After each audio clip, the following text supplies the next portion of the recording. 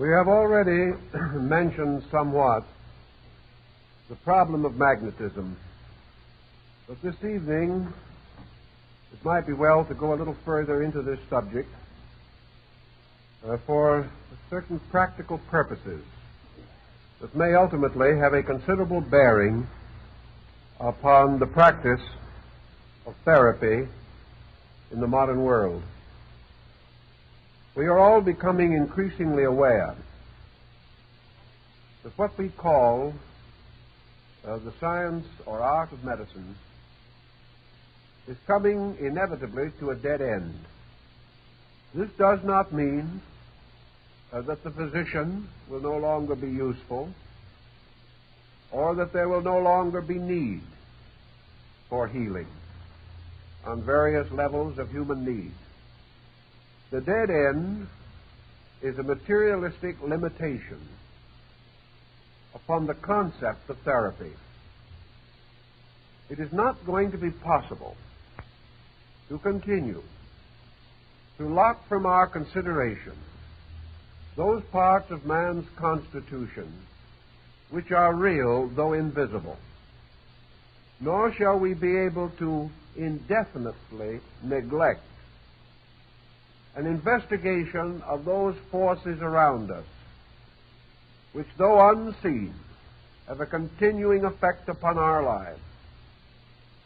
It is astonishing that our researchers in electricity have not done more for us in terms of open research into the field of electrical energy. We are still without an adequate definition of the word electricity itself. And we are certainly without an adequate understanding of the nature and substance of this energy.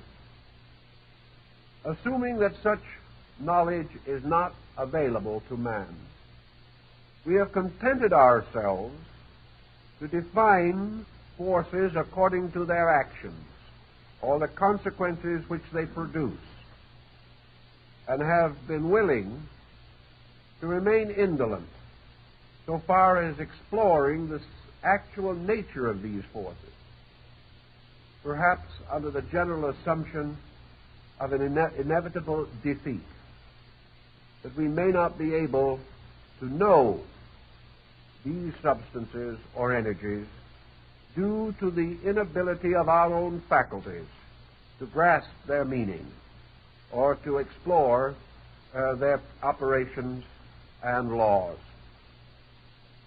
Yet from early time, men have intuitively sensed that which they were not always able to rationally describe or explain. And among these who have possessed intuition on this subject, a quantity of knowledge has come to be accumulated. This knowledge is largely true, but this is one of those so-called unfortunate truths for those who have held to such truth are themselves persecuted, humiliated, or ridiculed. Like Paul, they are births out of time. They belong to a generation of greater enlightenment than our own. Researches into the nature and substance of magnetism or related matter bearing upon this may be traced as early as the time of Pythagoras in the West, and was certainly known at a still earlier date in India and China. Yet it was not until comparatively recent time that any serious effort has been made to apply the principles set forth by these earlier thinkers to the living problems of modern man. One of the pioneers of this unfortunate truth of magnetism was the celebrated Anton Mesmer.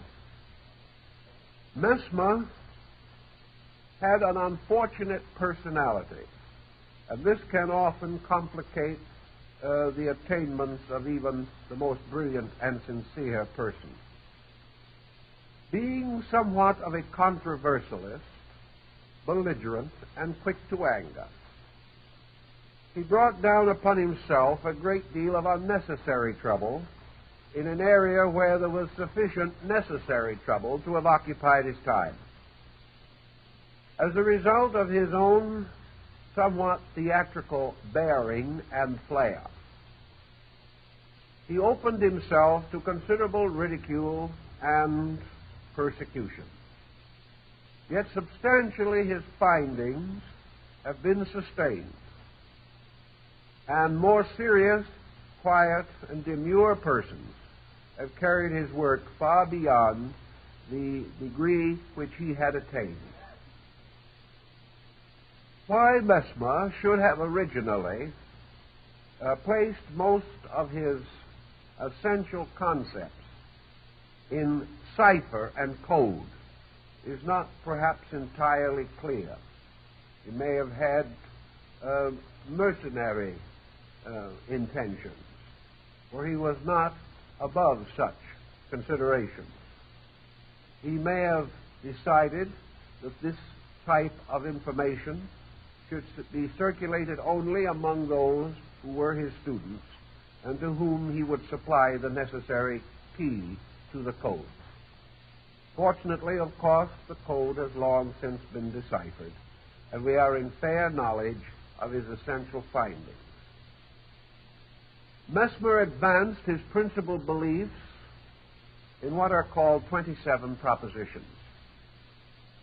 These unfold more or less sequentially his findings, and to read them is to recognize his indebtedness to the earlier works of Paracelsus von Hohenheim. There is also a legend that the mysterious Count Saint-Germain assisted Mesmer in the formulation of his doctrine. In any event, his findings were based upon the earliest concepts of magnetism that have descended to us from primitive peoples and from the oldest recorded times. It is not necessary for our purpose to examine all of the 27 propositions.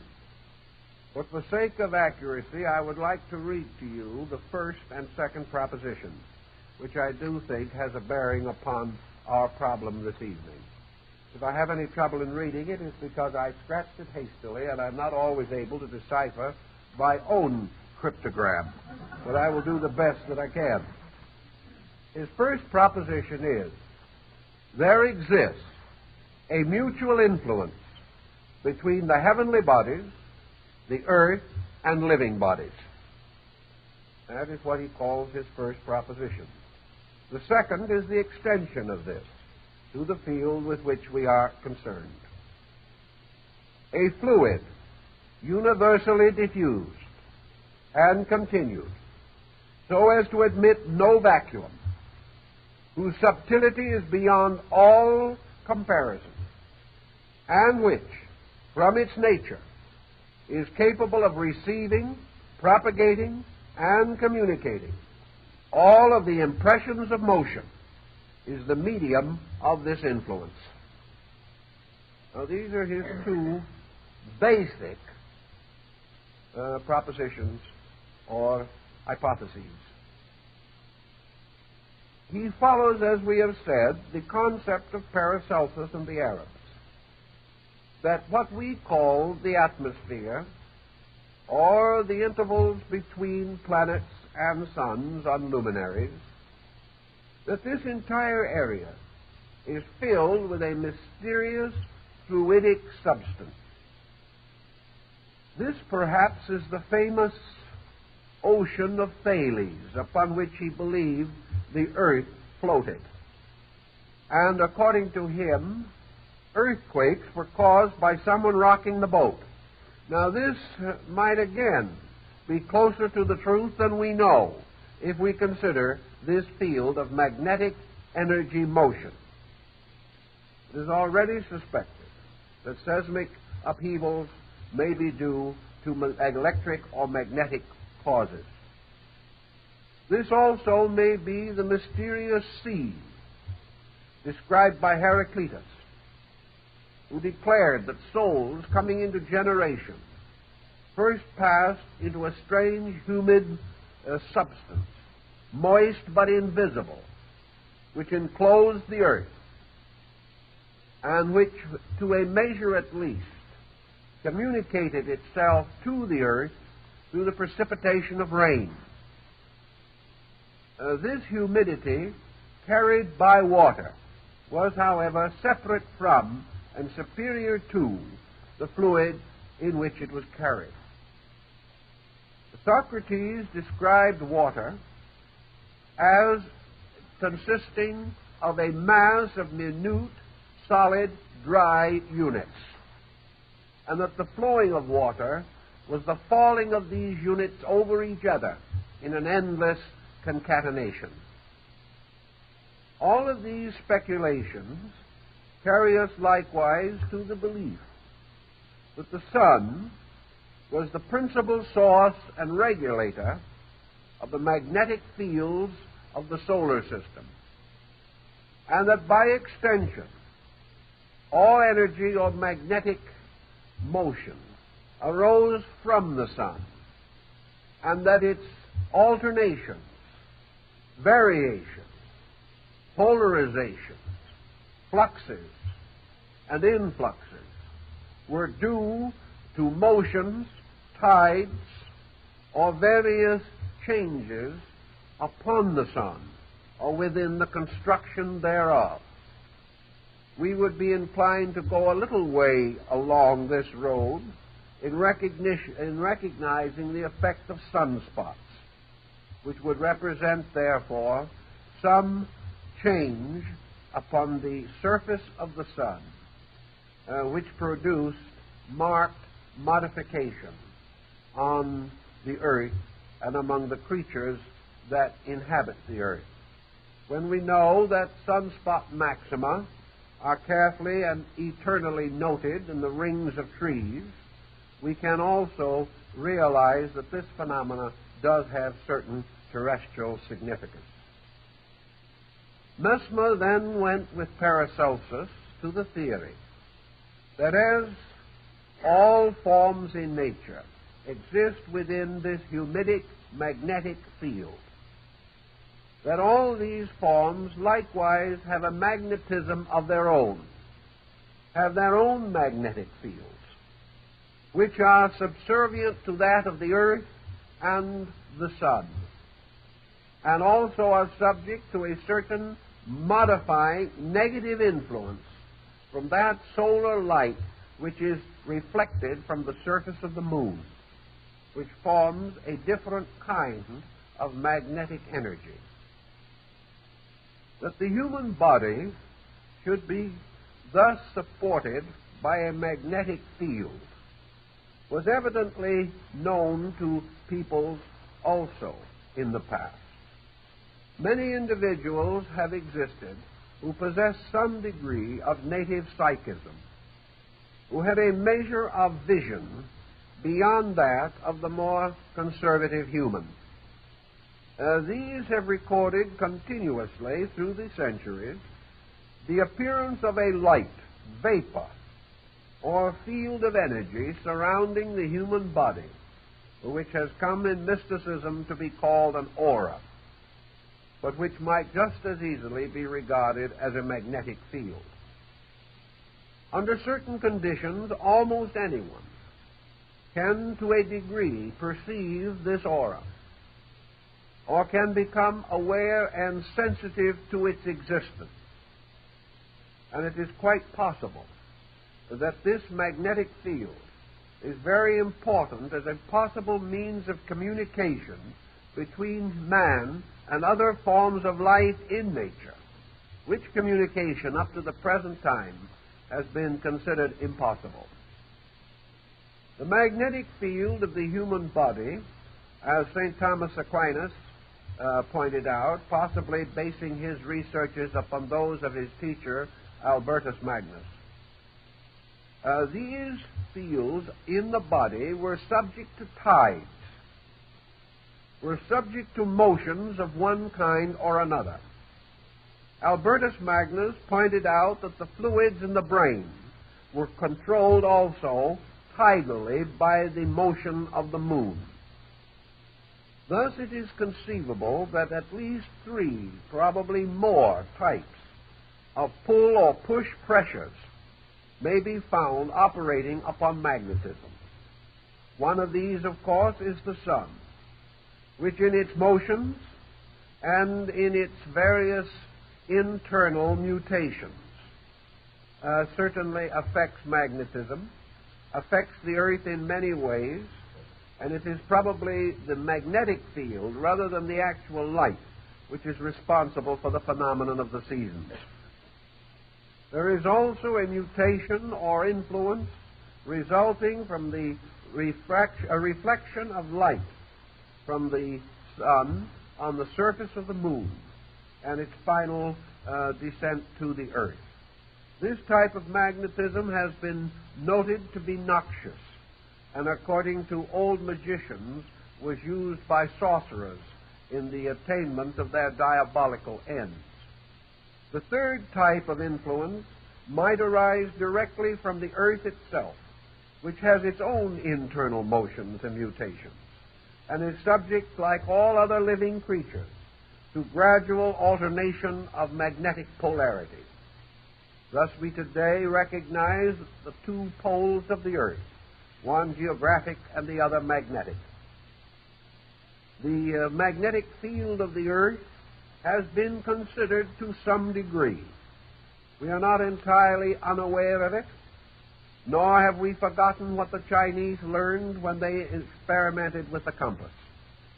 We know that magnetic currents of some kind do exist, but for some reason we have never directly attempted to apply them to therapy, except in the case of a few extraordinary and regarded as deranged researchers. The magnetic field of the body itself may therefore be similarly described as that of the sun, namely that it is a fluidic material, fluidic to our comprehension, but probably not fluidic in its own nature. It gives the impression of a fluid, but it is far more subtle than any fluid that we know. I think Mesmer termed it fluidic because he perceived within the substance of it certain tidal motions, certain ebbing and flowing, which we associate with a liquid of some kind. But it might just as well be associated with these magnetic patterns which seem to lie beneath the surface of frost pictures on a window pane.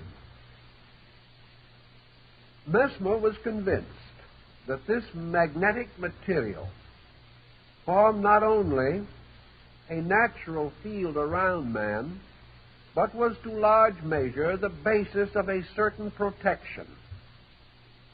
In other words, a person in whom the magnetic field was strong and was normally sustained apparently had greater resistance against the dangers of infection or many ailments which might otherwise afflict us. The reference to contagion and infection is rather important. We must assume that all forms of bacterial life, regardless of their size or structure, are also magnetic units. This does not mean they have no other existence, but it does mean that anything that exists does possess magnetism as a means not only of its existence, but of its animation. Thus also, infection may be said to have a magnetic existence, and the corruption of flesh is a magnetic process, just as surely as we might regard it as the result of poisoning, blood poisoning, or something of that nature. If, therefore, a person's magnetic field be strong, it is quite conceivable that it would repel the magnetic fields of bacterial organisms, causing some degree of immunity, if not complete immunity. And there are numerous records which cannot be explained of persons immune to ailments, who may even be carriers of those ailments, but will not be affected by them. There are also many interesting evidences and records, such as that referred to by Sir Kenelm Digby, one of the great physicians of the first Elizabethan period, in connection with wounds and the development of his remedy, the weapon saw, by means of which he was able to assist the healing of a wound by bestowing certain magnetic substances upon the weapon causing the wound. Such may seem to be highly exaggerated reports. Some of them probably are exaggerated. For once man gets hold of an idea, he is very likely to abuse it, particularly when it is so abstract that practical checking is practically impossible. In any event, however, the possibility of the magnetic field of the human body serving as a protection against evil is possible and quite probable. Also, that this magnetic field is further divided within itself, so that miniature fields surround all the principal vital organs and parts of the body, and that this magnetism moves in the marrow of the bones, and that it also flows through the nervous system. These points are worth noting. Mesmer himself directly associated magnetism with the nervous system, declaring that it definitely circulated through the body by means of the nerves, and that they contained within themselves this mysterious semi-fluid substance, invisible and entirely absent in the dead, but available in the living and controllable by those who knew how to operate the magnetic laws. Mesmer went still further in affirming that the principal source of derangements within the body might be claimed to have magnetic origin. He, of course, gives us some further moral suggestion, and others have also supplemented this, and we will come to that in a moment. We are dealing now merely with the mechanical aspect of the subject. Thus it would follow that the human being is not only subject to the law of nature, but is subject to the polarized activity of solar magnetism. Perhaps this is what Plato implied when he declared that the earth and its people pass through alternating periods of fertility and sterility, and that these periods correspond to the ages of the ancients. These periods may likewise correspond to the yugas of India, the divisions into various degrees of spiritual fertility with which the ancient Brahmins measured the duration of the world. In periods of sterility, as Plato points out, not only does vegetation and all of the natural qualities of the earth languish to some degree, but there is a marked deterioration in the life of human beings. In periods of sterility, he points out, there are not many great and true leaders. There are not many enlightened mystics and philosophers. There are few indeed great artists, musicians, and creators. In these periods of magnetic sterility, the human being loses something of his overtones and therefore finds the struggle to solve the mystery of his own existence far greater than in more fertile periods. When, however, the solar system moves into an era of fertility, all things flourish, and the vegetation becomes more abundant. And with the vegetation, the consciousness of man becomes more notably elevated, and he is more creative and productive, not only in the physical matters of life, but in those which relate to the mind, the heart, the emotions, and the soul. If such periods in the magnetic field may be related to the sun, it is likewise evident that there must be lesser cycles moving within this greater one.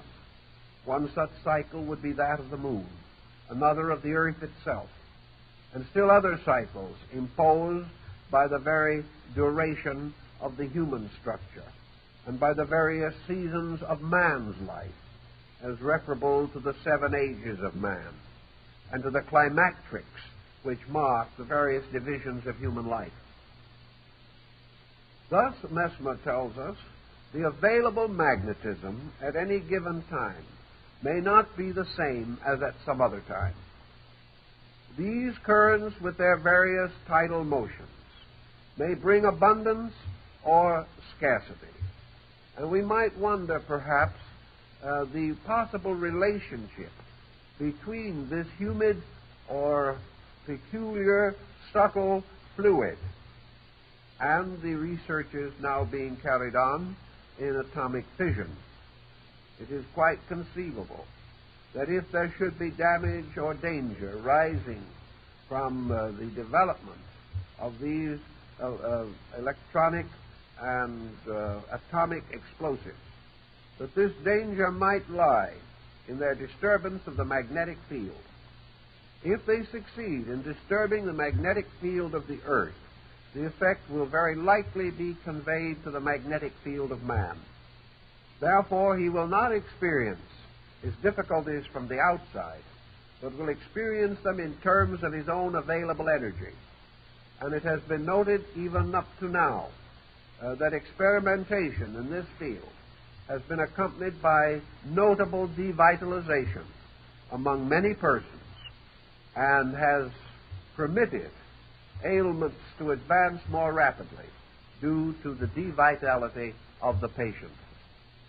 All these matters must sometime come to general light, although they are now obscured by an indifference on the part of most of our learned people. Considering the problem of magnetism still further, Mesmer pointed out that just as the year has its seasons, so likewise there are seasons within the life of man.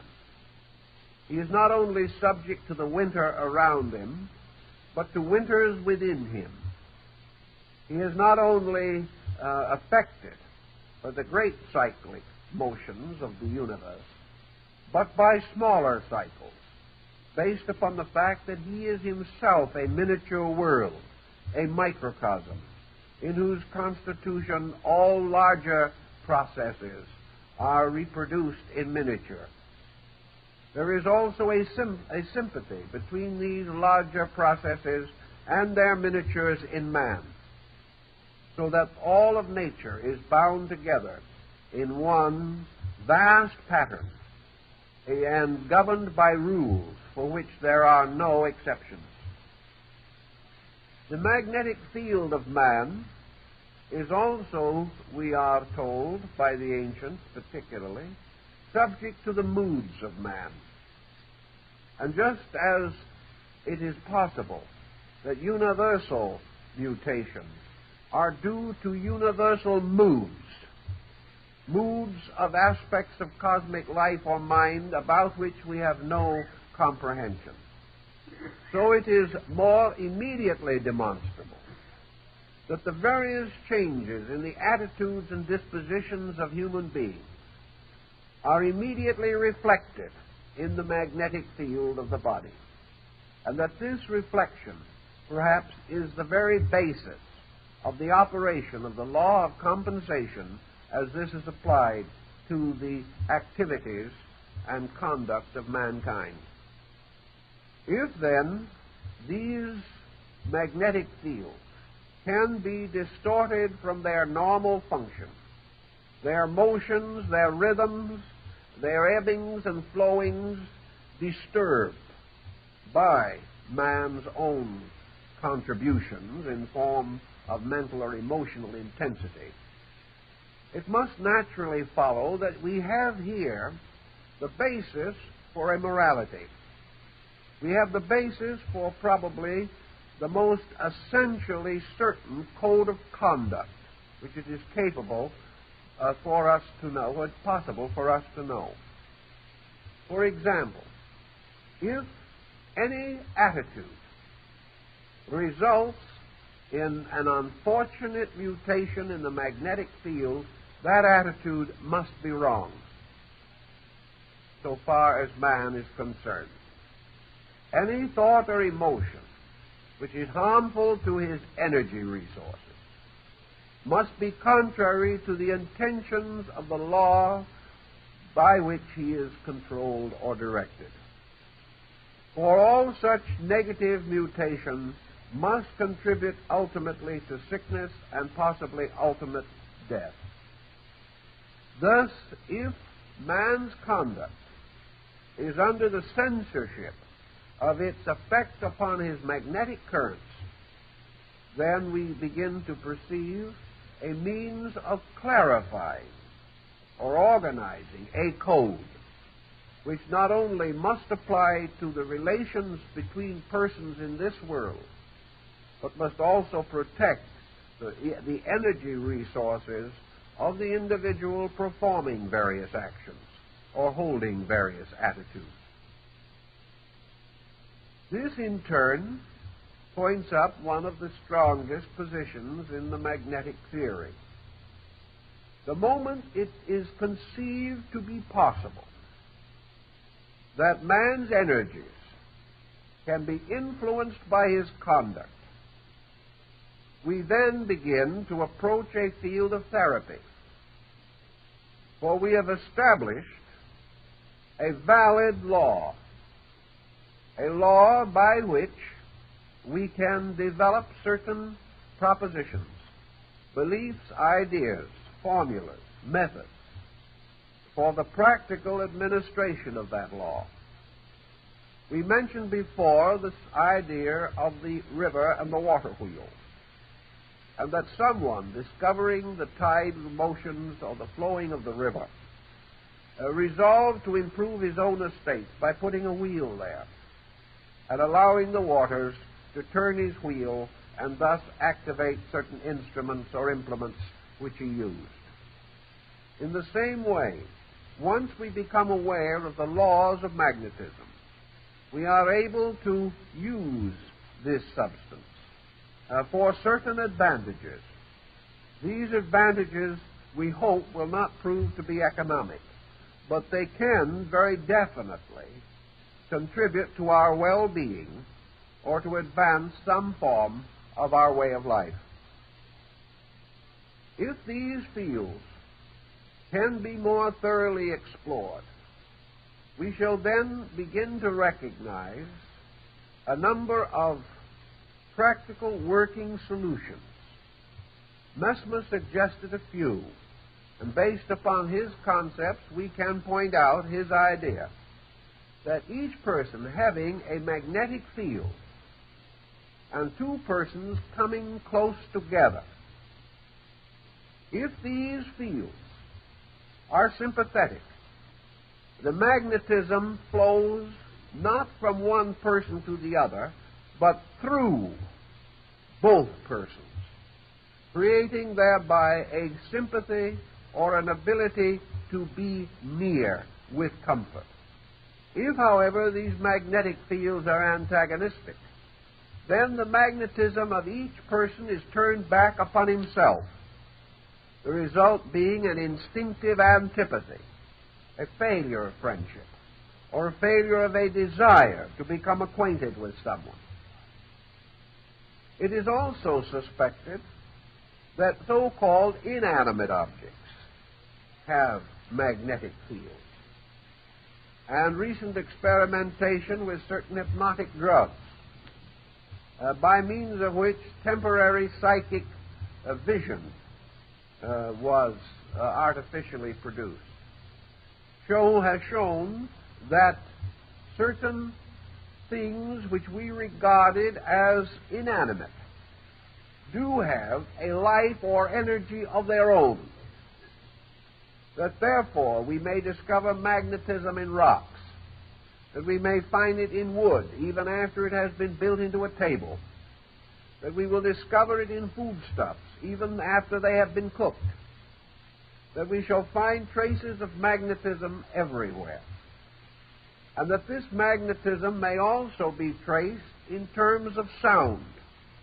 Hashish eaters of the Near East and India, those using this drug, report that they can see words coming from persons' mouths, and that these words have forms and energy radiations.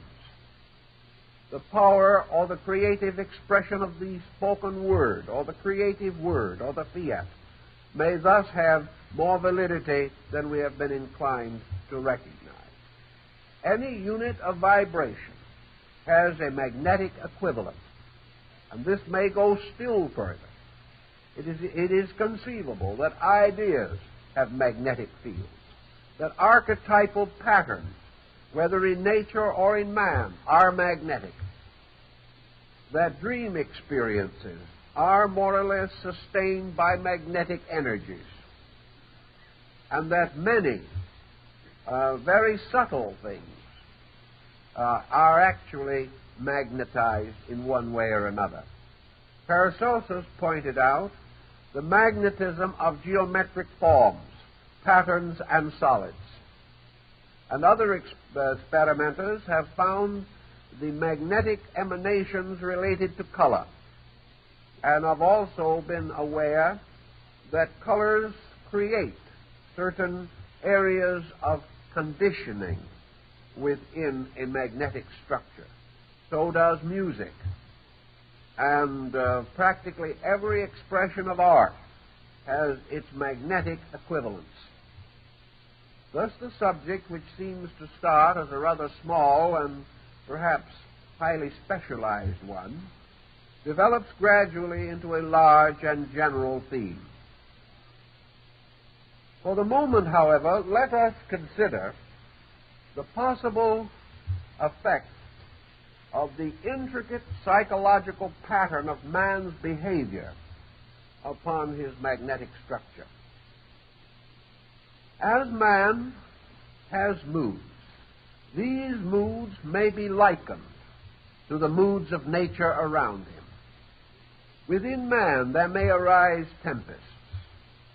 There may be terrible volcanic eruptions. There may be periods of doldrum. There may be exceedingly high temperature or low temperature.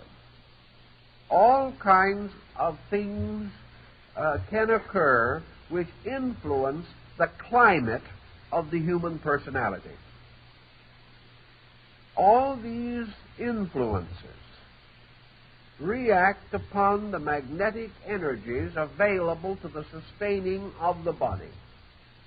If these reactions are excessive, or if man's mental or emotional pressures pollute his magnetic reservoir, it is obvious that his body may in time be corrupted. Thus, habits may be measured in terms of their influence upon magnetism, or the possibility that their regular occurrence or reoccurrence may cause the gradual depletion of the energy available to certain functions of the human body. Paracelsus was convinced that the diseases of man constitute a formula, that this formula means that there is a relationship, an exact and specific relationship, between the various aspects of man's consciousness and the afflictions which burden his flesh. he did not feel that we could merely say that man's attitudes poisoned his magnetic core, and then this poison merely distributed itself through the body, wreaking havoc here and there. He held that each attitude has a particular effect, and that this effect in turn will be symbolically set forth through a particular function, process, structure, or organ within the human body. Thus, all intemperances of all their complex and diversified orders and kinds may be directly related as causes of ailment, and the appearance of certain ailments may thereby, by reverse procedure, bear witness to certain intemperances in the life of man, whether these intemperances are recognized or not. Out of this thinking has come a doctrine which is somewhat reminiscent of that of the Indian yoga, namely that salvation for all things lies in non-interference. The moment man blocks or obstructs the processes of the universe, he is sick. If this sickness does not immediately affect his body, it affects his emotions, causing him to be unhappy or to suffer, stressed or strained, these likewise being forms of sickness. Man, therefore, must, in the greatest degree possible, maintain the harmony of those attributes of his own nature by which the fields of energy which surround him can be over-influenced. The old mystics reported a considerable color symbolism in the magnetic field, and this has been sustained by the findings of Dr. Kilmer. It is therefore possible to say that the moods of the individual result in color mutation in the magnetic aura or energy field. That these mutations may also take on geometric or symbolic form, and that every attitude of man has a kind of existence in magnetism as an artificially created creature. Of such creatures were the elementaries of Paracelsus, as distinguished from elementals. Elementals were to him the nature spirits. Elementaries were beings created by the intemperances of man and given a survival or existence within his own magnetic field. And these in turn became parasites, living upon the magnetism which should have been directed to the pursuit and development of useful functions. These so-called thought or energy forms have been to some degree classified and examined, and it becomes increasingly certain that man can cause vortices or structures within the magnetic field, and that these vortices and structures can have a decided and important influence upon his life. Next in the importance in this consideration is one which perhaps we should all think about. After Anton Mesmer passed from the stage of public interest, his successors and followers continued to examine his theories with considerable thoughtfulness and care. And gradually, the various instruments or implements which he used in the production of magnetic crises, especially his celebrated magnetic tub, came to be discarded. It was evident, as pointed out by the French Academy in the last quarter of the 19th century, that no such implements were necessary, that magnetism required no devices, required no machines for its operation, that it could be most successfully operated by the simple action of the human will, and that where this will was directed, the magnetic currents could be mutated or cause to change their general course and direction. I'm using the word mutation here in the sense of Mesmer, and not according to certain modern usages. Mutation meant to the ancients a change or modification within a structure.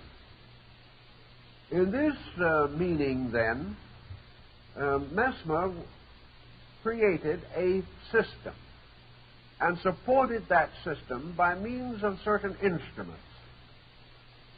It was later decided that these instruments were important only because Mesmer thought they were.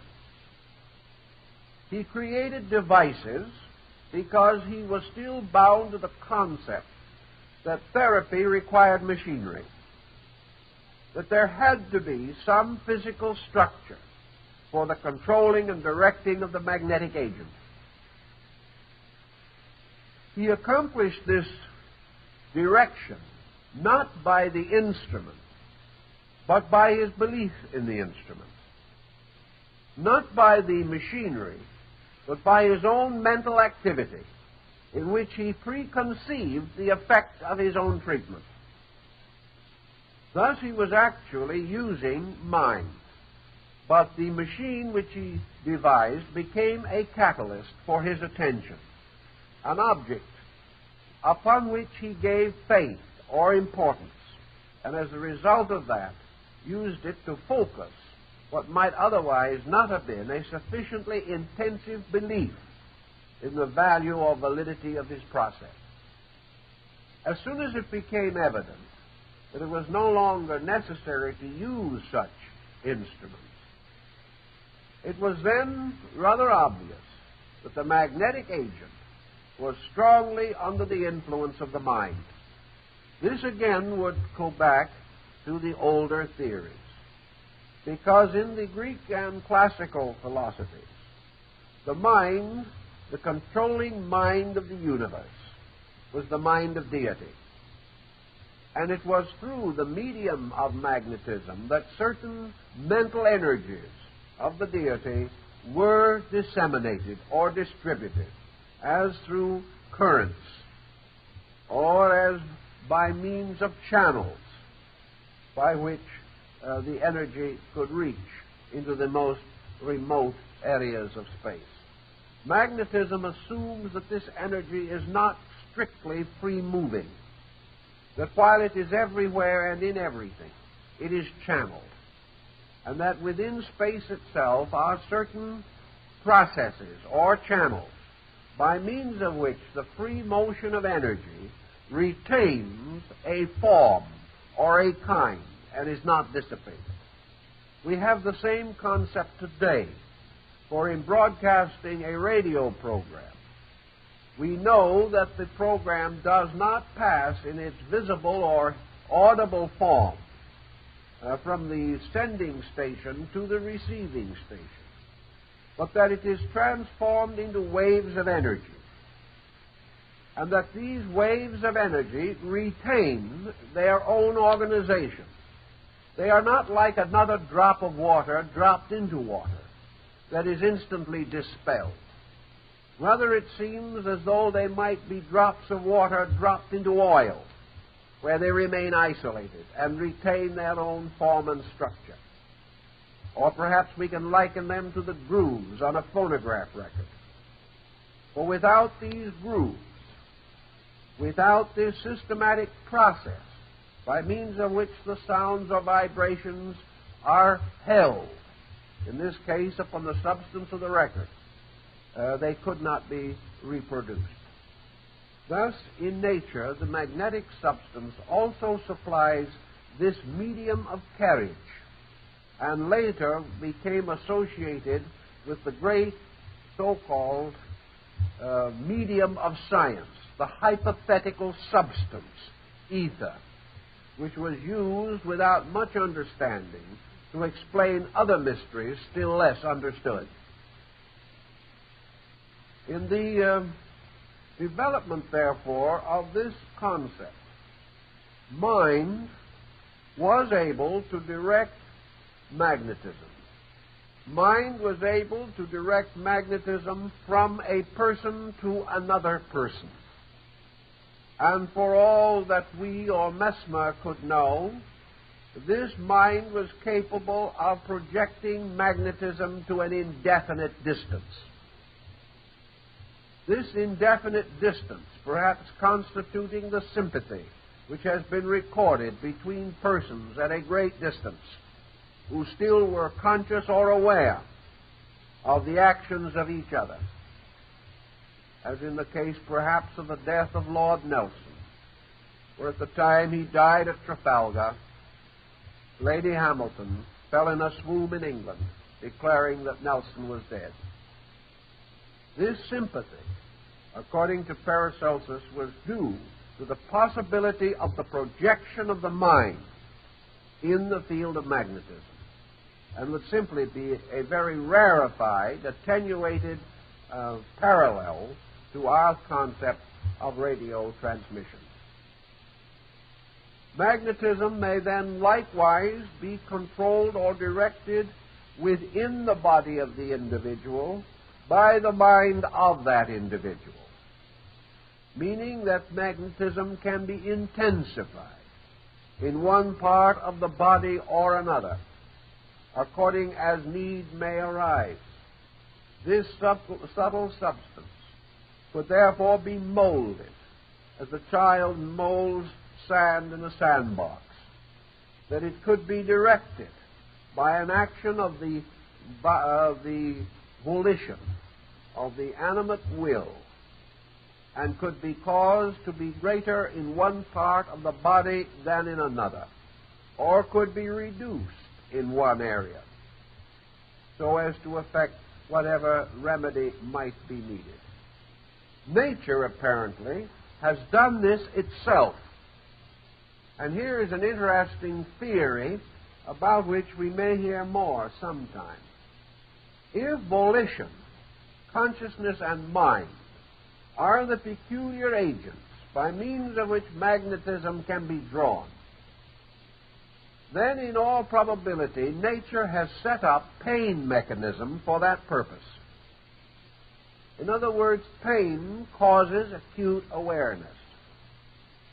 Pain causes the individual to turn his attention upon the area where the pain exists. Pain accompanies many forms of injuries, and pain seems to be a subconscious, natural remedy by means of which healing materials are drawn to the area with the attention of the sufferer. Pain sets up a local voice, a local vibratory rate, and to this area of which we have become peculiarly aware through pain, energy has a tendency to flow.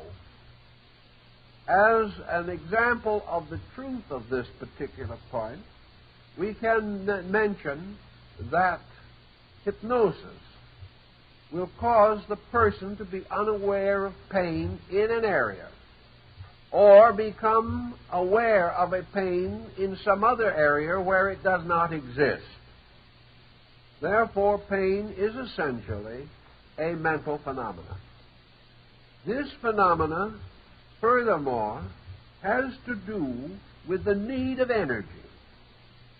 And wherever this pain occurs or is set up, the person gains a greater awareness of that particular area.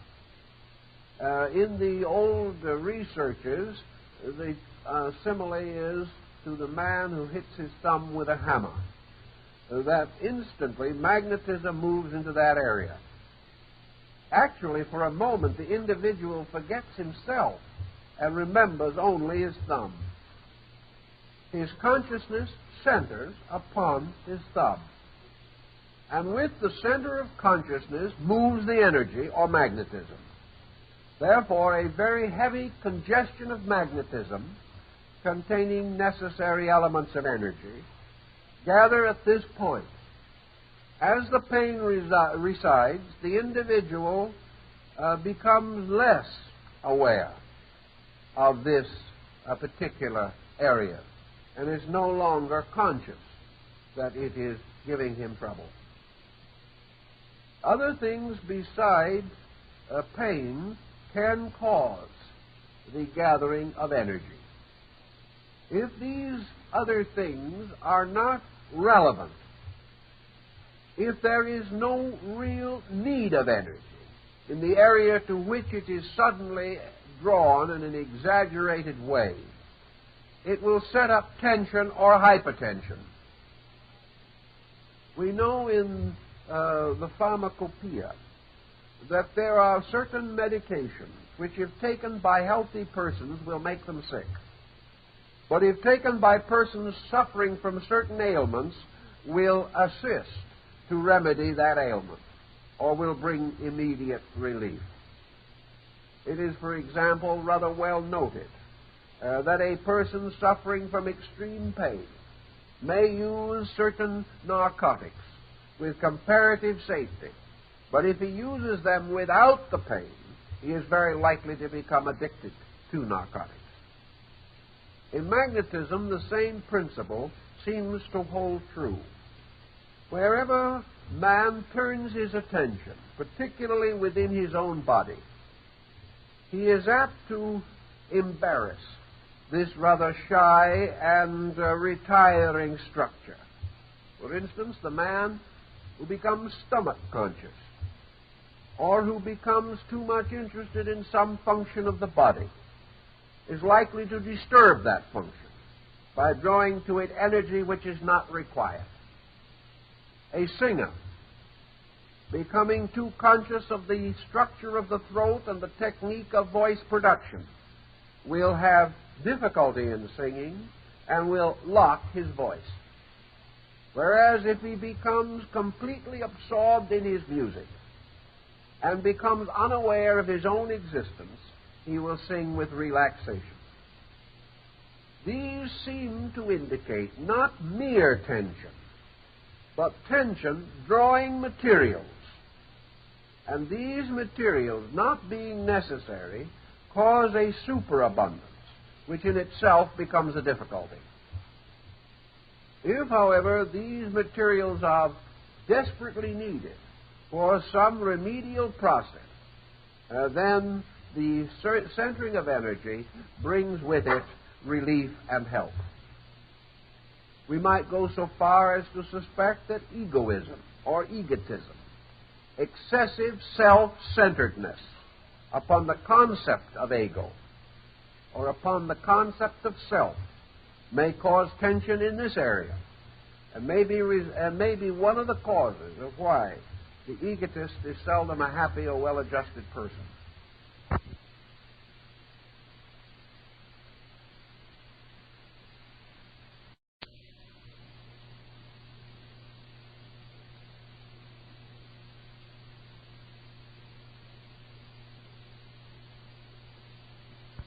Centering energy where it is not necessary, where it literally and actually does more harm than good. Energy is to be centered only for emergency. And when it is otherwise centered, it is of little value. Also, the magnetic field becomes an immediate carrier of mental impulse, much more rapid, much more powerful than any conscious process can be. A good example of this is learning to play the piano. The individual must go through a considerable preliminary period of training. The purpose of the training being to gradually eliminate hand consciousness. As long as he must guide his hands by an active process of volition, he will be slow and stumbling in his music. When, however, he reaches the point where the hands react automatically to the impulses of the mind and will, so that they become comparatively unknown to him, but serve him effectively, then he becomes a more satisfactory artist. It seems then that mental energy can be carried almost instantaneously to any part of the body where it is needed, and that this subjective method of communication with the parts of the body is more necessary and more important than any conscious willing of these parts to perform a specific action. The next point, again, follows from these, and that is that the mind, being able to direct energy, is subject to certain limitations and infirmities of its own, by means of which the direction of energy may be wrong or may miscarry. Or in the case of the magnetic healer, there is always the possibility that a preconception of the nature of the ailment, a faulty diagnosis, a demand for the use of energy in a certain way may bring the patient difficulty rather than improvement. It is therefore true in this as in all other things that the energy field of the patient must determine the patient's need and not the intellectual attitudes of the physician. This is subtle and takes away from the field some of its most interesting aspects. We are curtailed in our glorious privilege of exerting mind over matter. We are no longer set up as arbitrary determiners of what others need. We have so long attempted to diagnose by formula, by tradition, by precedent, and by certain schools of technique, that it has not occurred to us that the magnetic field of the patient is a living diagnosis at all times. You may remember, of course, the charming story, Caesar's Column, by Ignatius Donnelly. In this story, which anticipates the progress of man into the future with something of the spirit of Edward Bellamy, but perhaps not quite so optimistic, an invention is described resembling a watch, which the individual can wear as he would a watch, and can look at it whenever he feels like it, look at his watch and say, a little bilious today. That this magnetic instrument, small but powerful, will enable him to tell at any time the condition of his own health. The operation of the instrument, of course, depends upon magnetism. This has not yet quite been perfected. We might have done it by now had we not been more interested in reaching Mars or one of the other members of the remote solar family. But it is still conceivable that such a device could be devised. And it is even more important to remember that the magnetic field of the body must always present the true and inevitable condition of that body. Therefore, it is not the mind of the individual who is judging, nor is it the mind of the patient who is explaining his symptoms. It is actually the state of the electric currents of the body and their relation to the needs of the occasion. Thus, the tendency to create a highly arbitrary system of therapy is to a measure checked, and we begin to consider the various moral and ethical involvements. The individual can recover only when he ceases to cause his own sickness. If he ceases to cause it, he in all probabilities will be gradually relieved of its symptoms unless the damage has gone too far. Then he may be assisted, or he may be beyond assistance, as the case may be. But certainly the condition of the body is the result of a certain psychic pattern pressed upon the body by what Böhme calls a seal, the seal of the composite archetype of the character itself. The magnetist approaching this has only one of two or three courses open. He must either develop that kind of internal sight by means of which he can read the magnetic field accurately, and this particular ability is not always possible.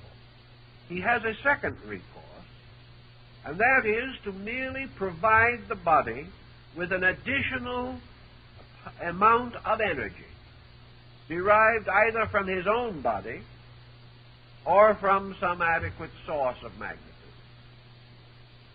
There is a third possibility, and this is perhaps the one that can come the closest to our present comprehension, and that is that it is conceivable and possible for the individual to feel or to sense without seeing, to know as though intuitively the condition of the magnetic field of another person. He thus is given the impulse. It may come into him and be interpreted with extraordinary clarity.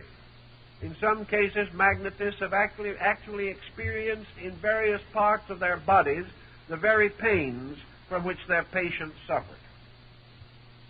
More usually, however, it is a kind of mental recognition, a recognition like a flash of inspiration, a recognition which is a sudden knowing, which would seem to imply, in turn, that the magnetic field of the other person was capable of sending a message or transmitting a message, which, flowing into the magnetic field of the physician, was transformed into a mental idea.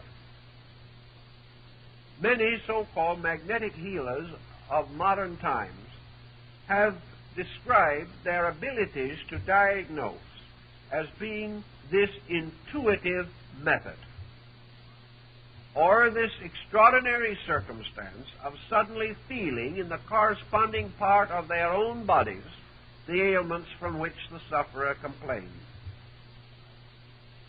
This type of cognition is itself apparently a transmission of magnetism through the nervous system.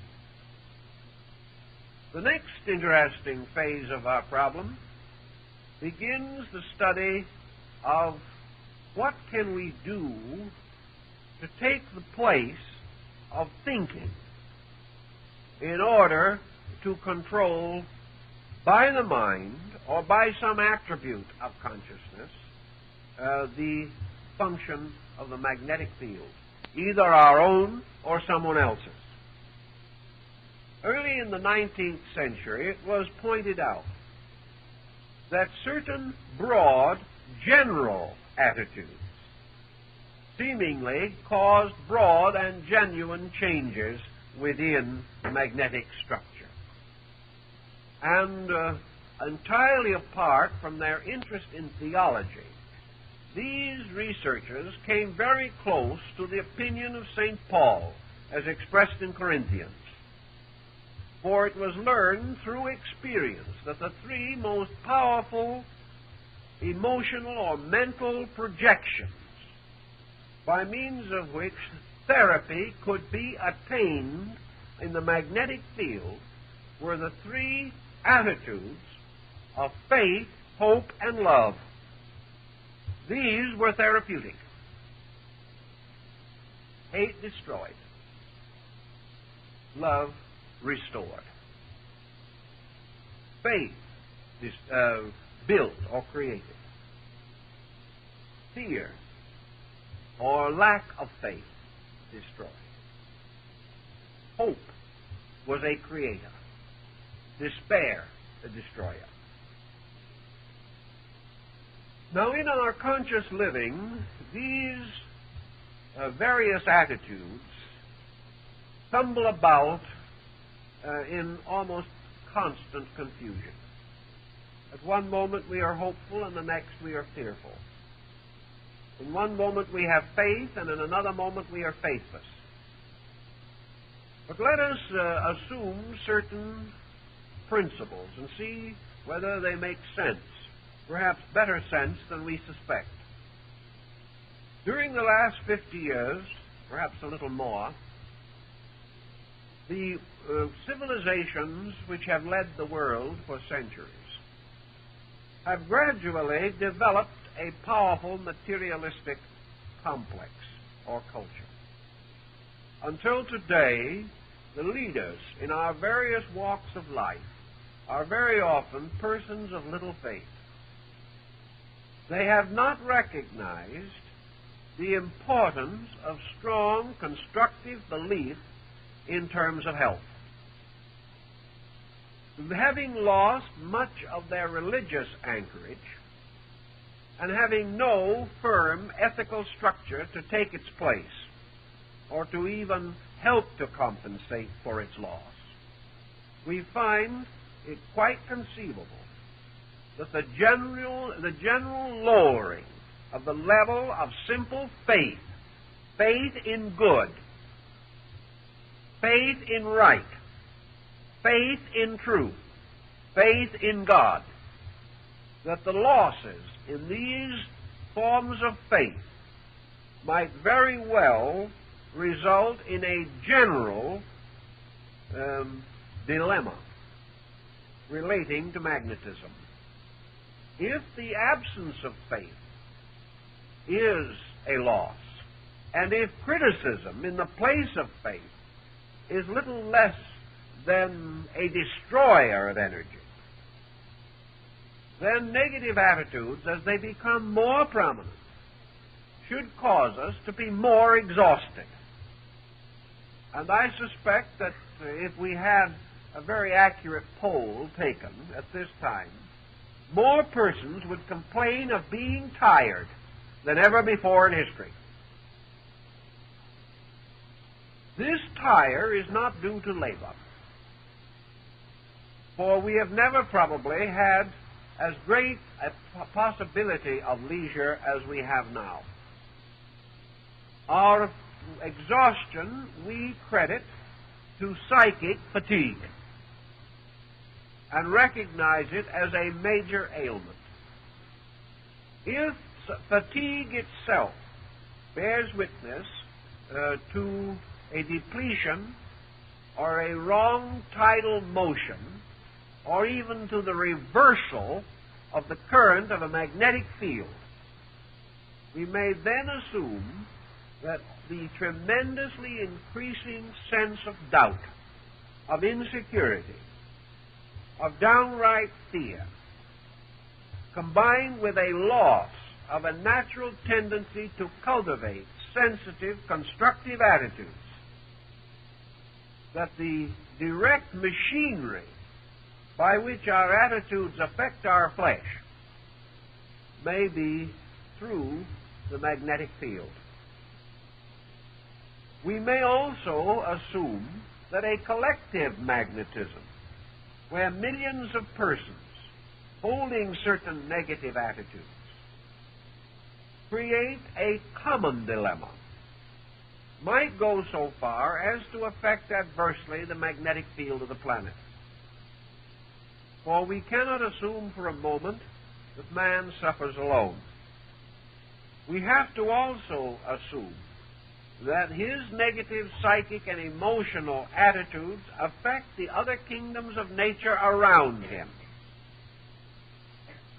And we are even now concerned with various circumstances resulting in loss of harvests, in the failure of trees to bear good fruit, in the failure of many natural processes.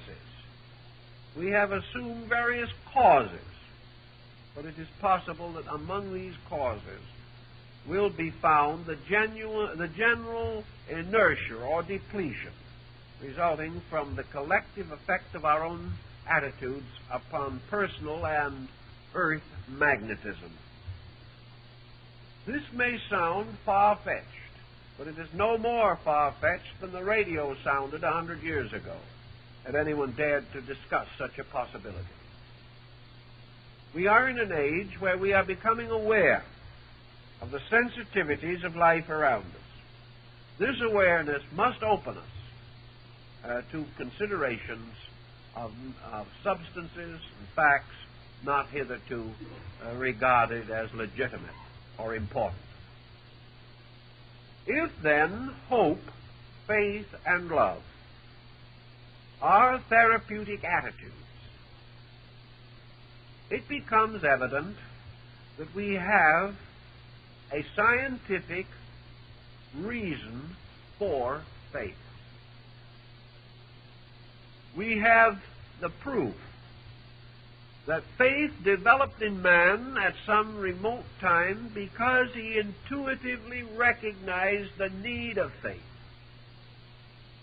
That faith came not from the imposings of the clergy, but came originally from the interior need for comfort. Not spiritual consolation alone, but simple physical comfort. That the individual then began to organize these primitive impulses to the formations of creeds and codes. This we can accept. But because all primitive peoples make use of various magical forms involving the control and directing of magnetism, even now, we may suspect that they were aware of the important facts. We talk of the importance today of a good attitude. We think of it, however, largely as a platitude.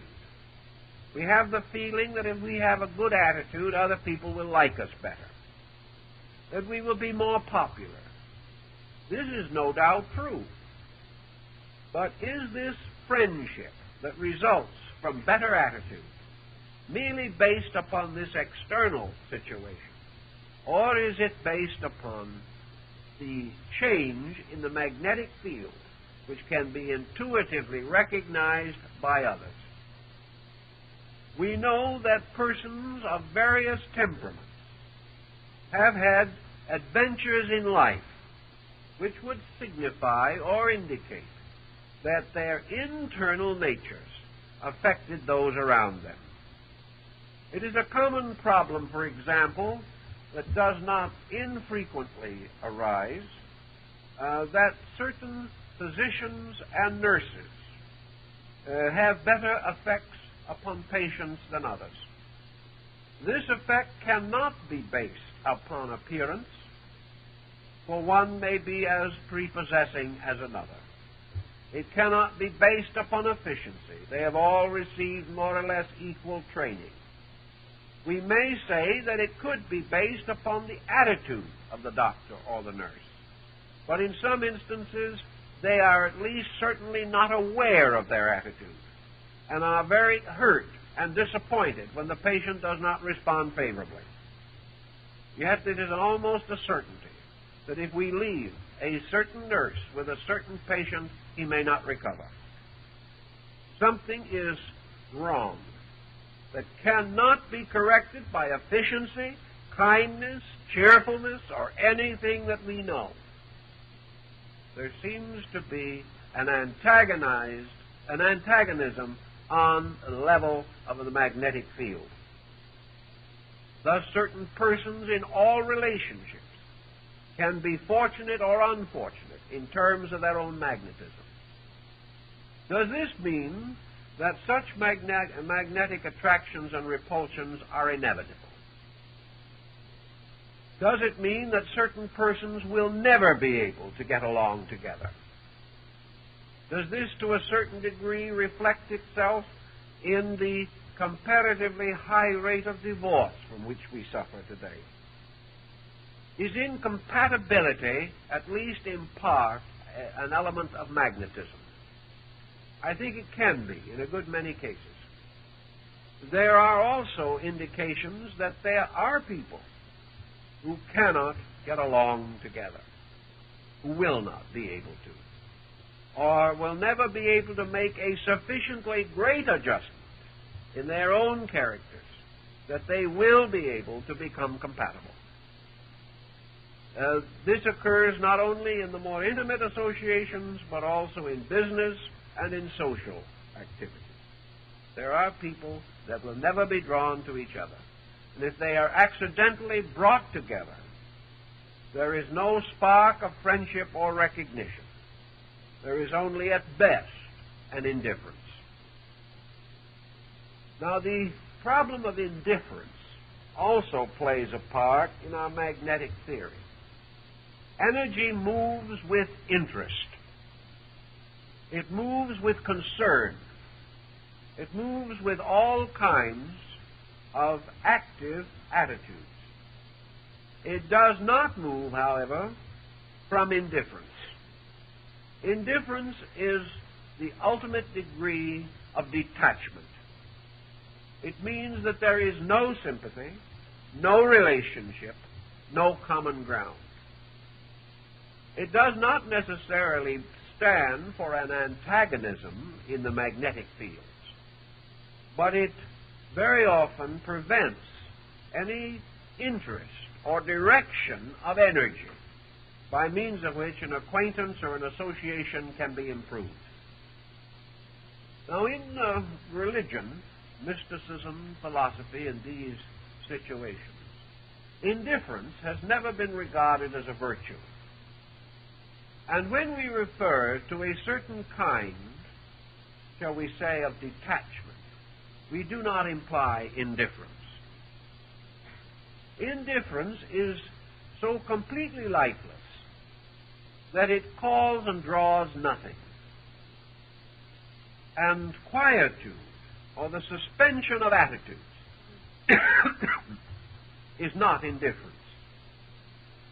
Indifference represents failure to report any stimulation or any activity of interest. Whereas man seeking to relax or to attain freedom from pressure is not working with indifference. To make a virtue of indifference would be equivalent to making a virtue of ignorance, or to assume that a not knowing is good. In nature, not knowing is never good. False knowing is also bad.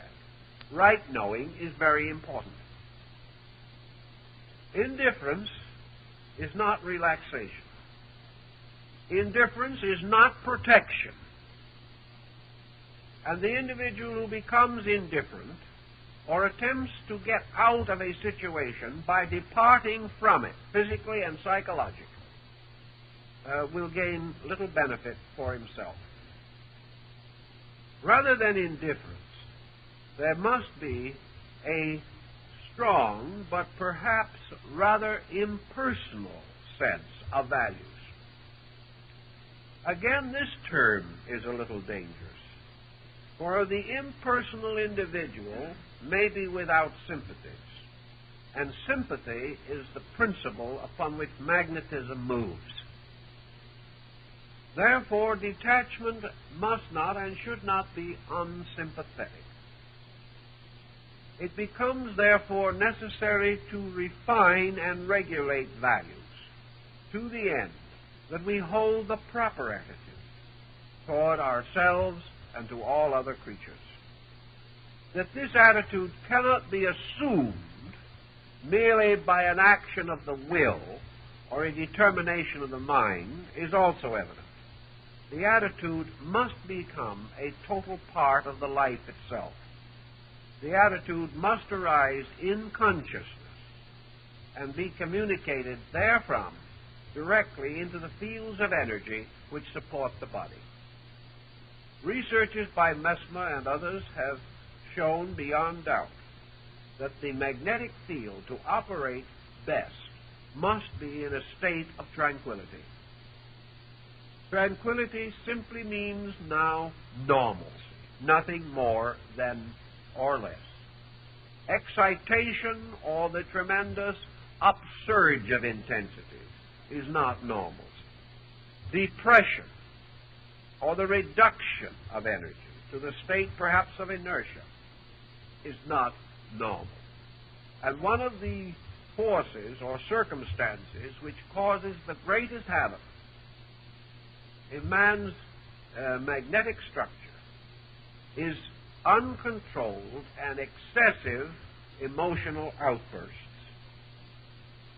These cannot do any good on any plane, and on the psychic plane they do much harm. This causes people to say, but these outbursts are natural to us. We might also say, by looking at the available text, particularly the World Almanac, that sickness and death are natural to us.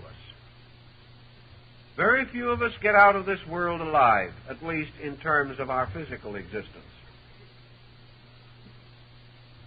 Things that are commonly done, habits that are commonly practiced, may be common but not natural. And we would not be in the difficulty we are in today if things commonly done gain virtue by the common doing. They do not. Things done badly never become a virtue, even though every other living being does them that way. So everything which causes explosion in the energy fields of the body will have an effect similar to an explosion in the earth, or to the explosion of a bomb, such as was dropped at Nagasaki or Hiroshima. These explosions cause tremendous cataclysm, and in our energy field, they are nearly always followed by intense depletion or depression. After one of these emotional outbursts, the victim simply says to his friends, neighbors, and enemies, "I feel terrible." Tired out, worn out, and ashamed of himself. This type of attitude, again, represents the waste of energy. And as energy is life, the waste of it is bad, especially bad when this waste, as in the case of an excessive outburst, immediately reacts upon the body, injuring its fabric, and thereby hastening its ultimate dissolution. In the same way, excessive grief, excessive worry, and fear cause immediate damage, and all irrational or unreasonable attitudes that are unsympathetic, critical, defamatory, attitudes which are known in conscience not to be right, all have been proved to be magnetically bad. It then seems to be indicated that health to the individual can be very often greatly changed or helped by his own ability to direct energy. Man is not yet so completely endowed with understanding, self-control, organization, the ability to remain fair and reasonable and temperate in all his attitudes, that he is able to escape all of the ravages due to the, we will say, the corruption of his magnetic field. He can improve, however. Death is said by Milton to be the last great enemy, and it will probably be the last to be overcome. But man may certainly enjoy better years and have a greater sense of security as he gradually and in an orderly manner and according to his ability unfolds temperance within his own nature. By so doing, he reduces the wear and tear of life to its possible minimum so far as he is concerned. In this respect, likewise, we recognize that certain attitudes, having certain effects and results, may be associated in the correction of various ailments of the body. Records at an early time pointed out that there was a very strong and important magnetic sympathy between a mother and child. This magnetic sympathy was polarized through the thymus gland, by means of which a very powerful magnetic pole of the mother remained in the body of the child, active and operating till about the 7th year. Up to that time, maternal concern for a child can have greater effect and more immediate consequence than any other period of life. And there are definite cases in which a mother, confronted with a child desperately ill, has practically brought that child back to life by the immense concentration of its own devotion upon that child. There are also cases by reverse action, for it is by the sensitiveness of this gland that the child is psychically aware of the most secret emotions and thoughts of the mother, and may therefore be subjectively effective.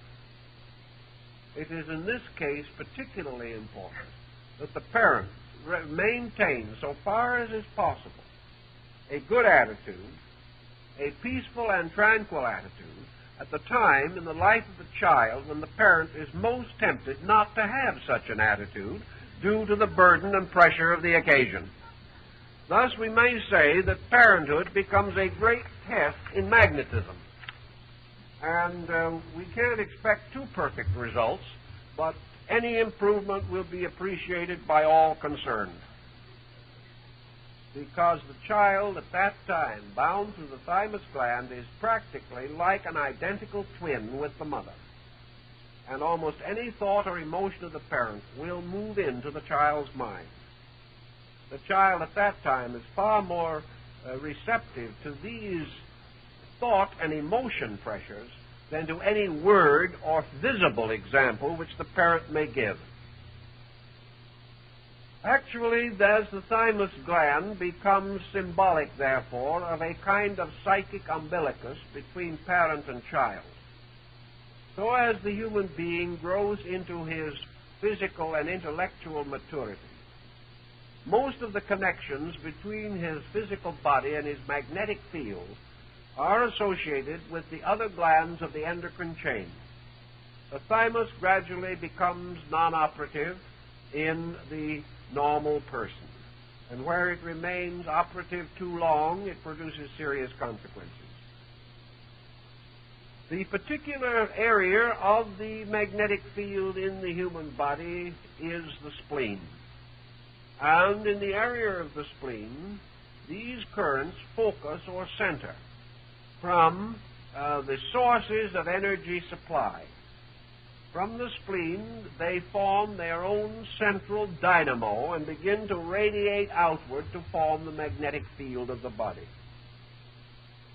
Most of this magnetism is therefore centered, as we pointed out before, in the abdominal area. And from this area, it spreads. Depletions of energy may therefore be most immediately recognized in digestion, assimilation, and excretion. And the effect of tension, stress, or negative mental and emotional attitudes upon these areas is particularly notable. For among the first indications of tension is the disruption of the digestive procedure. To restore that again is to release or break down tension areas. In another phase of our problem, the magnetic healer is sometimes confronted with an obstruction or a blockage in the flow of magnetism to one part of the body or another. Such obstructions may rise from several causes. They can be psychosomatic, for each part of the body, as Leonardo da Vinci pointed out, has a certain relationship to all other parts. One of the most simple analogies lies in the old distribution of the signs of the zodiac and the planets among the sections of parts of the body, as set forth in the familiar old cut-up man of the almanac, who is shown usually with the constellations grouped around him. This association, however, can be carried to much more intensive and definite degrees.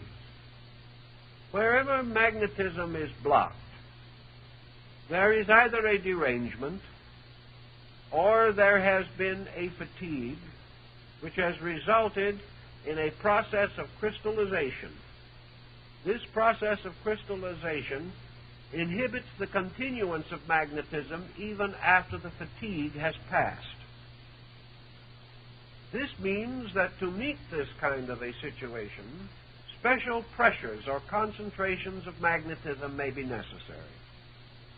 As many obstructions in their earlier states are not attended by much noticeable pain, that type of warning which we find in connection with the outer surface of the body, wounds, scars, boils, and things of that kind, this type of warning is not available. There is, however, always some kind of warning.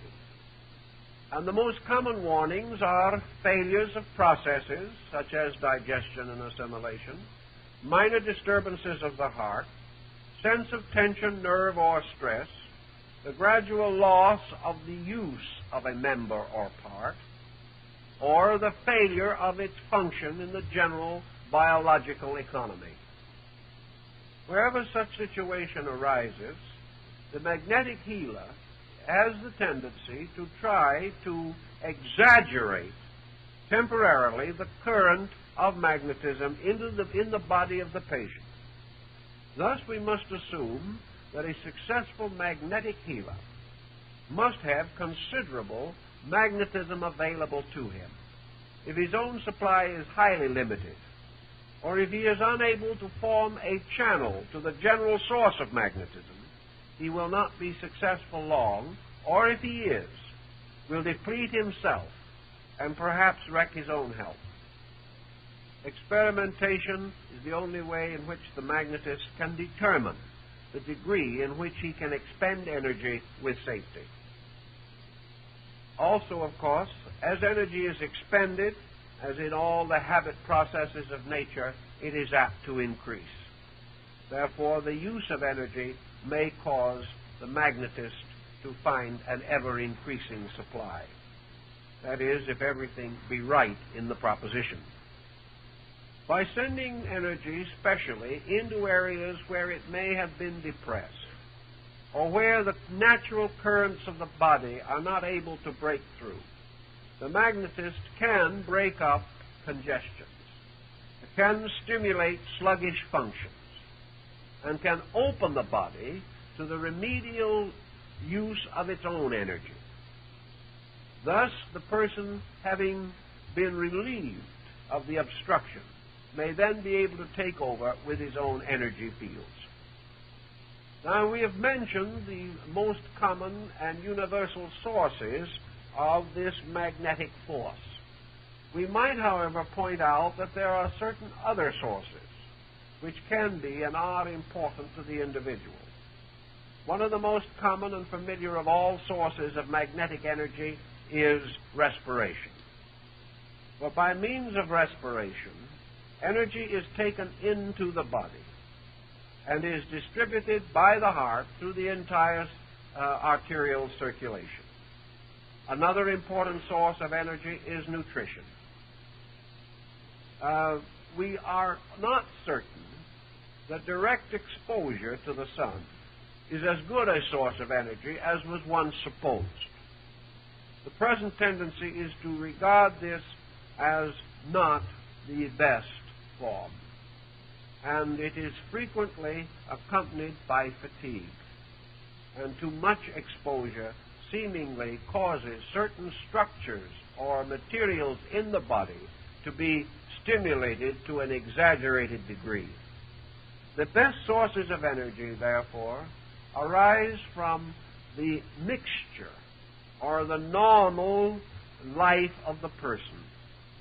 In our normal living, under normal conditions, we have certain resources supplied by nutrition, by respiration, by light, air, and sun.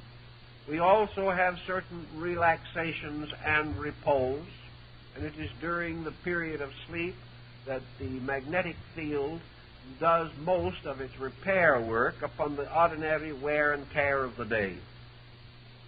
If the person, therefore, lives a relatively normal life, his energy supplies will be reasonably adequate, or will respond very quickly to any form of specialized therapy. Today, the problem of normal living is becoming a very serious one, and most persons do not feel today that they are living normal and contented lives. As a result, there is continual depletion of energy without adequate replenishment. One of the processes of the body, of course, which requires a great deal of energy, is the support of the intricate structure by means of which the mind operates upon the brain. This energy requirement is much greater than that necessary for the use of a pick and shovel, but a more refined type of energy is required. And as this must be refined from grosser forms of energy, it is evident that the refined part will not be as great in quantity as that from which it was refined. Thus, the need for the control and direction of energy resources, particularly at different periods of life, failure to adjust adequately and properly to the changing pattern of years, can result in serious energy depletions. Having once come into a general understanding of the theme or subject under consideration, we can practice in a simple and ordinary way a great many health-promoting procedures. We can, for example, watch against such intemperances as may be corruptive of energy. We can control to the best of our ability mental and emotional excesses, and also negative mental and emotional attitudes. We can seek for that tranquility which is normalcy of function.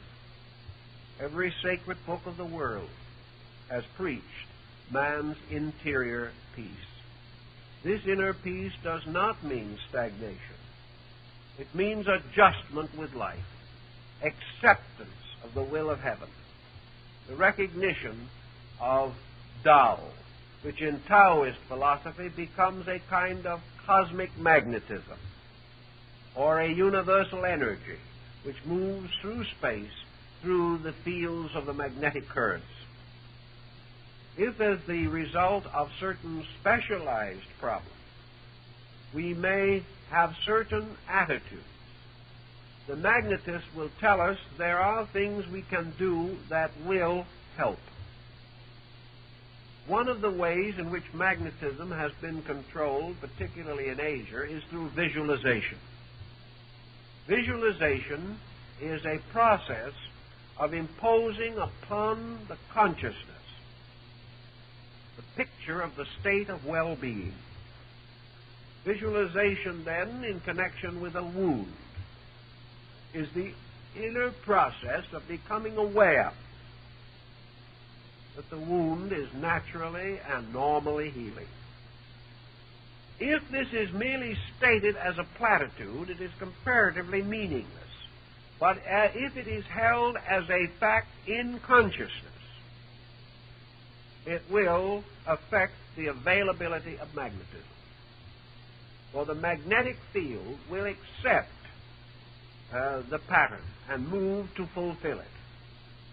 Just in the same way, if a person inwardly experiences by a suspended but purposeful effort the tranquility of his own consciousness, if he will visualize himself as in a state of adjustment with life, he will find it easier and easier to attain this state in his outward experience.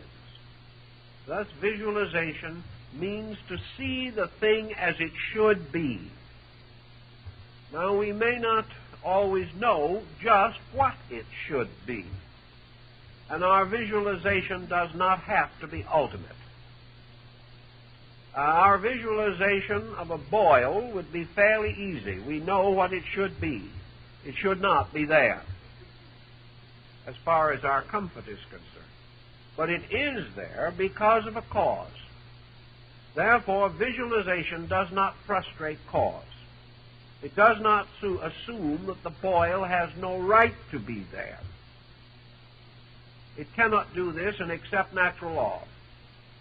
But it does visualize within the person an attitude, a condition, a state of being in which the suspension of negative factors removes the cause of the boil and results in the visualization of that kind of peace of soul and peace of mind which is not likely to cause boils, or if they do exist, will most quickly promote their healing by removing the negative factor, and also by that complete relaxation which permits the energy field to move into the area of the boil and do the remedial work.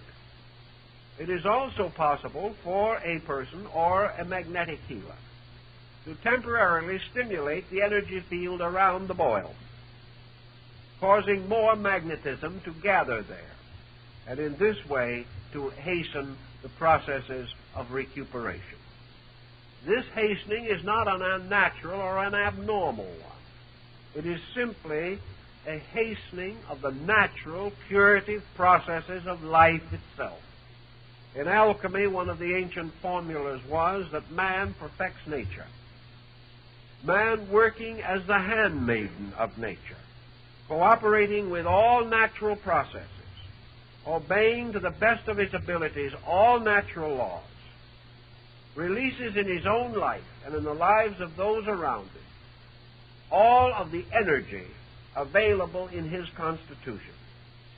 This energy moves like a cleansing ocean, magnetism burning up corruption, clearing it, taking it away, returning it to the great mystery of the solar power in which it is incinerated and removed. This energy, if given all possible and reasonable support by man, will do its work better, more quickly, than it can accomplish this work if it must at the same time fight against a group of negative reactions. Thus, therapy begins with tranquility. It begins with the gradual development of this consciousness of hope, faith, and love, by means of which the person achieves a rapport with life itself. And this life, thus coming in without interference or interruption, without being wasted or lost through excessive expenditures that are meaningless, this life accomplishes its perfect works. And it was one of the beliefs of the ancient magnetists that God and nature intended man to be well. Sickness is not any more a natural state of man than war is a natural state of nations or crime a natural state of society. Sickness is the result of man being unable, as yet, to perfectly understand the rules governing health, or in one way or another, for selfish or even unselfish reasons, violating those rules. Such violations may appear to be justified, as in the case of the physician, who may exhaust himself sitting up with the sick. Or it may not appear to be justified, as in the case of intemperance and general waste of energy. But whatever be the cause, the energy that is used in one way cannot be used in another. the more our legitimate demands upon energy may be, the more heavily our profession or our life calls upon our vital resources, the more we must protect these with our attitudes. The individual who does nothing might have greater liberty to make mistakes than the person whose energy is constantly required. But by the proper direction of energy, through attitude, particularly through these attitudes recommended by Paul, faith, hope, and love, man living in these moods, in these ways, and achieving a certain tranquility in his own nature, will find that his energy is greater, and that when emergency arises, his recuperation is more rapid, that he is be less likely to infections and corruptions of the flesh, and also less likely to create those emotional and mental situations which must require still more expenditure of energy to mend or correct. Thus, magnetism becomes a kind of conscience, a censorship upon all action.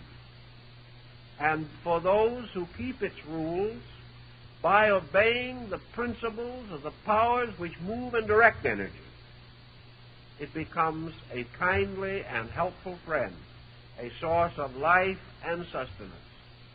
But if it is outraged, it turns upon the person who breaks its rules, not because it does not like them, but because they have set up obstructions to energy.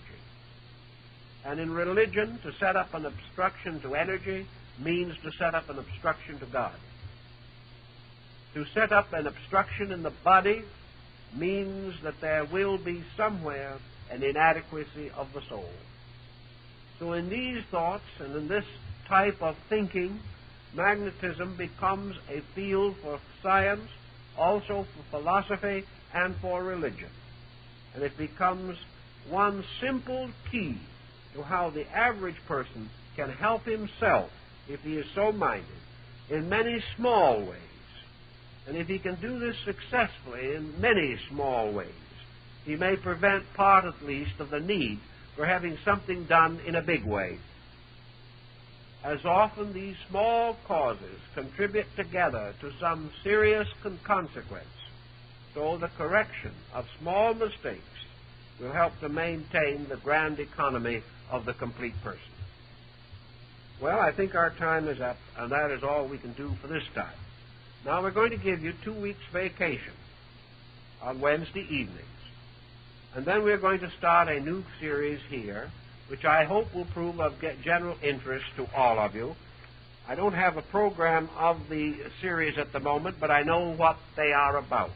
We're going to deal with the problem of the mandalas, the meditation disciplines, diagrams, and symbols of Eastern peoples, as these are used in various religious, philosophical, and mystical researches, conditions, and devotions.